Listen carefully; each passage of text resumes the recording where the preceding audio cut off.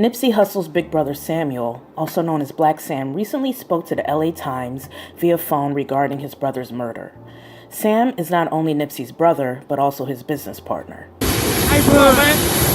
Come on, you know I gotta talk $100,000 bond. Nigga, we on the $1 million bond. Oh, excuse me. $100,000 loss. $1 million bond. On the motherfucking Puma jet. Nigga, what you talking about? Nigga, we in Vegas for credit. Sam would of course be at the Marathon store, often ensuring things were running smoothly, as any business owner would. However, the day his brother was shot and killed, Sam was not at the clothing store. He mentioned that he was at their grandmother's home. He received a call. He said that his brother had been shot. He immediately got in his car and rushed to the scene. He said he even ignored red lights, so you can imagine the panic.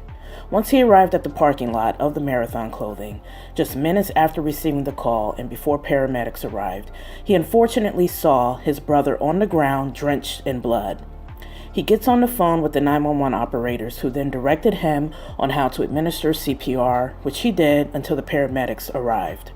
He said he saw gunshots on Nipsey's chest and his leg, but his brother was still breathing hard, which shocked Sam, as normally a hit to the chest may immediately take you out. So in his mind, he felt with his brother still alive and breathing, he's meant to be alive.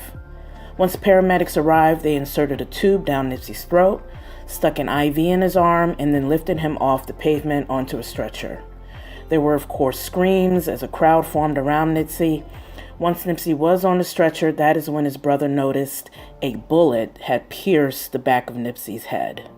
After seeing that, Sam simply prayed. He would later arrive to the hospital shortly after the paramedics. He spoke to one of the paramedics, who stated that they knew who Nipsey was. He or she was a fan and respected what Nipsey was doing for the community, and that they tried their hardest to save Nipsey. But as we all know, Nipsey unfortunately passed away. Sam expressed confusion on how this could happen, and he questions how it happened.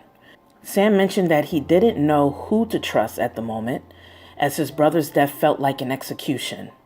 Sam wonders if the attack was a hired hit, or if the alleged suspect, Eric Holder, was really just jealous. Sam says, quote, "It just doesn't make sense that somebody from the area that just snuck up, just talked to him, shook his hand minutes before, would kill him. It's mind-boggling." The dude that shot him, he came and shook our hands. Said he was a rapper and all this old bullshit. Shook our hands. The dude went and got his burger. He left.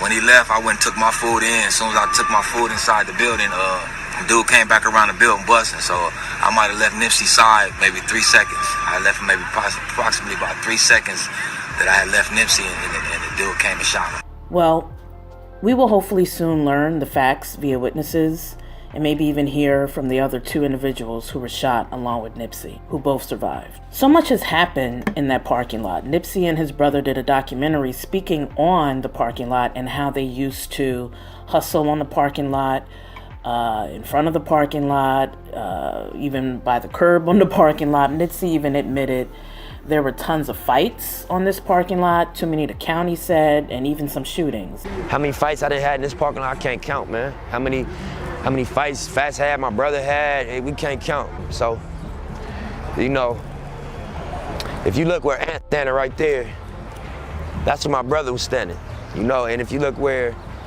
let me show you, standing about right here.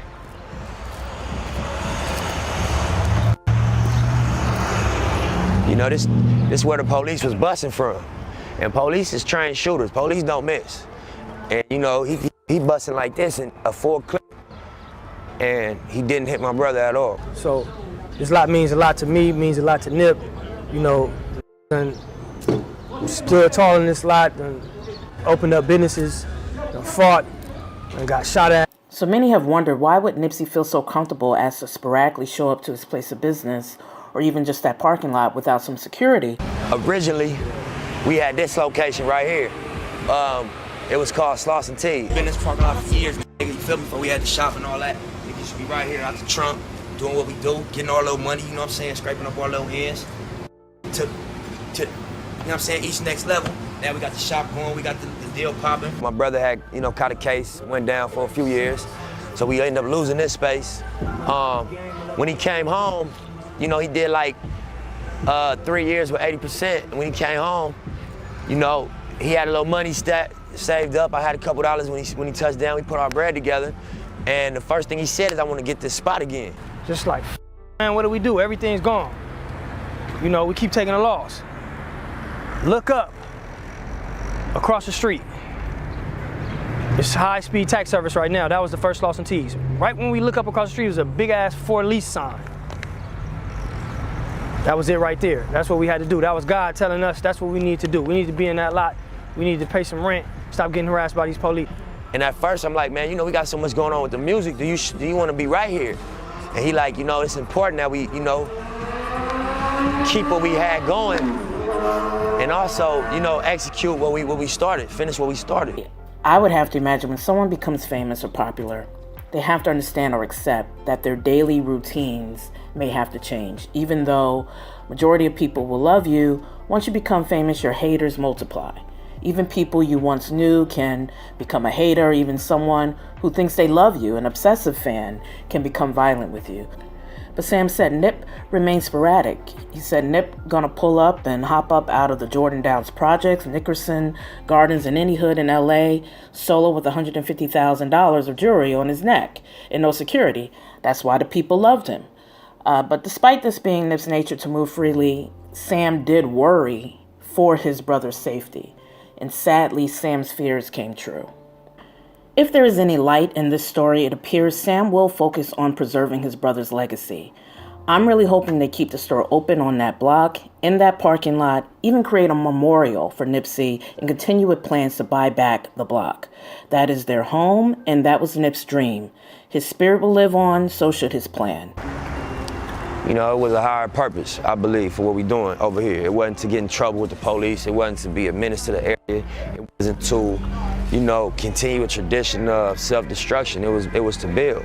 And so all the obstacles and everything we went through for being misjudged and misunderstood, you know, it didn't stop us. You know, it wasn't a brick wall. It was a speed bump. You know, and I embraced it as you know, the resistance, the gravity of trying to do something great. Sam says Nips made something work in an area that was run down, that people were scared to come to, and he turned it into a landmark. All races, different states, many countries, all come to Crenshaw and Slauson, and he was truly the people's champ. Nip actually needs a plaque. Nip need to be recognized by the city, man, you know, because he's doing something that a lot of people cannot do. And that's rehabilitate the area, give felons jobs, and, you know, making motherfuckers be productive and putting something there that works. It's providing jobs. There's a lot of corporations that can't even do this. You can't come and put something here that's actually a working business that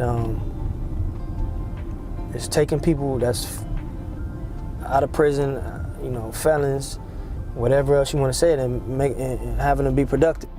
And we at Hampton Blue would like to say rest in prosperity, Nipsey Hussle, and many blessings to you and your family.